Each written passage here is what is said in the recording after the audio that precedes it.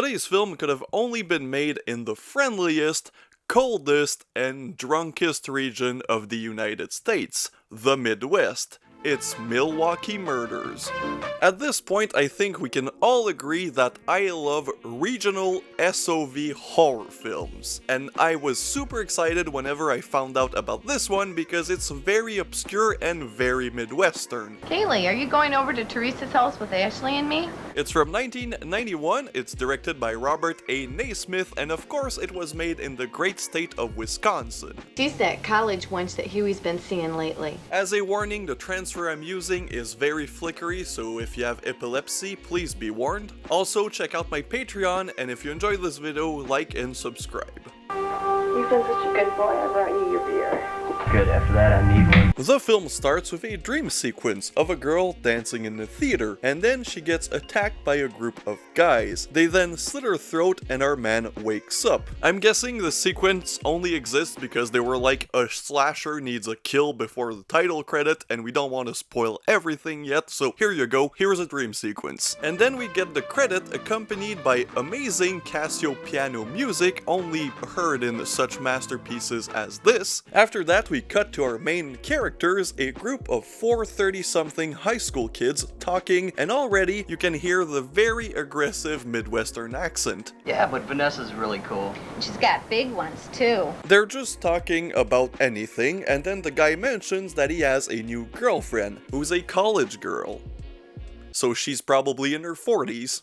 I missed you, Huey.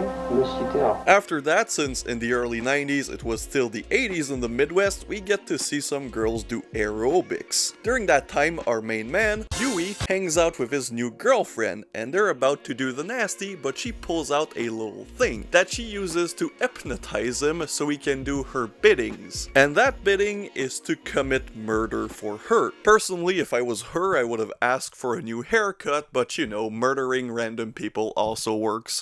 Huey, you love me, don't you? After that, we get shots of a carnival, probably some state fair where the food is too greasy and too expensive. However, it's night, and since the quality isn't great, we can barely see anything. But luckily for us, when we cut back to our group of people, they're in the daylight. I guess they didn't have budget for day for night.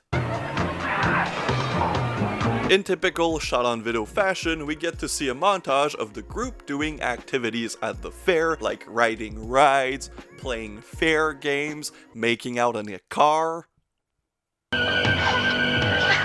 And that's where we see our first kill, and at first I thought, oh, maybe there's gonna be a mystery, maybe, yeah, we can think it's Huey because he was hypnotized by his girlfriend, or maybe it's somebody else. But no, this movie lacks any subtlety, and we just see the killer from the first kill.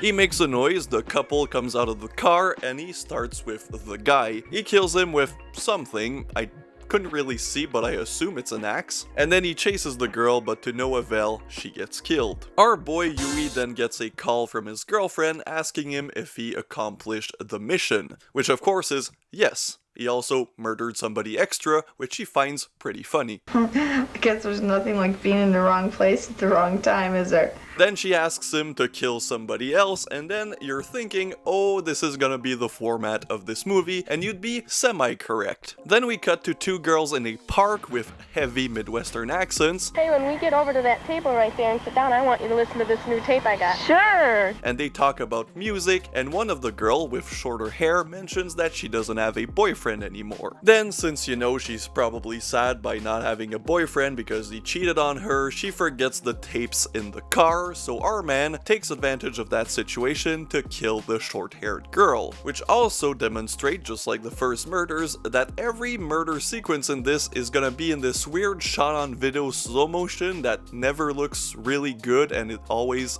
jittery. Kind of reminded me a lot of Violent Shit, but, you know, way better.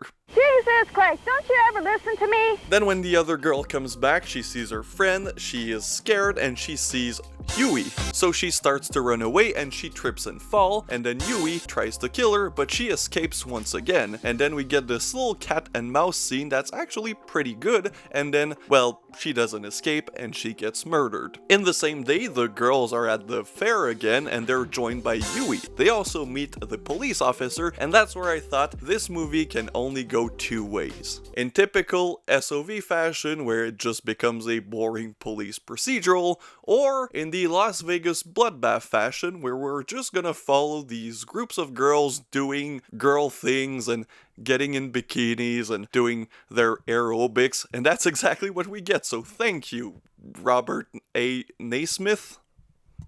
Was that the name of the guy? What do you want, Ma? After the fair, they talk about what they're gonna do tomorrow, and it's going to the beach in, again, heavy Midwestern accents, but you know, it's kind of charming. Going to the beach? Yeah, let's go to the beach. Yeah, that sounds good. Then Yui is on the phone with his girlfriend, and then instead of specifically telling him who to kill, she's just like, any woman who flirts with you, kill them and bring me a souvenir. And then since Yui is Milwaukee's sex symbol, the next scene is a girl trying to seduce him, and then he kills her with a barbecue fork. After he's done that, he goes to see his 3 friends at the beach, and then they start flirting with him, asking him why he's with an older woman, and his response is, I like boobs. Relatable. Huey, why do you waste your time with that Vanessa when you can have a young chick like me? It's the boobs. And then you see that they just signed their death warrant. What am I saying? They had a death wish because this means that they all tried to seduce him, so he's gonna flip his shit and murder all of them. That was fun. Yeah, I'm gonna put my shirt on. The next scene is one of the girls doing her homework. Yeah, I also forgot this was supposed to be high school students. And we see the POV of the killer trying to open the doors, but they're locked. However, this is the Midwest, so there's one that's always left unlocked, just in case your neighbor wants to come drink a beer with you for 7 hours. Our girl goes to bed and she talks to what I assume is her sister who sleeps in the same room as her, but no, it's Yui, and he pops out of nowhere and he kills her. During that time, the other girl is on the phone with her friend and they're talking about a new workout tape she just bought. So she gets ready for aerobics, and since this is an SOV movie, we see our full routine. But it cuts to our murder from time to time. After she's done with aerobics, well, you'd be surprised, but Yui shows up and kills her. This is kind of starting to get predictable, but I love it. And then the last girl of the group shows up with pizza, because nothing better after a good workout than an entire pizza, and she sees her friend dead on the floor, without a finger, because he took the finger as a souvenir. And then Yui shows up, and she understands that he's the killer, so she tries to escape, but to no avail once again, and he cuts off her ears. Or one singular ear. Yeah, he just took one. He just needs one souvenir, not multiple. Vanessa's in the shower. And then the next scene, you won't believe what happens. He goes to his girlfriend's house, her sister tries to seduce him, so he kills her. Yeah, this movie's kind of formulaic.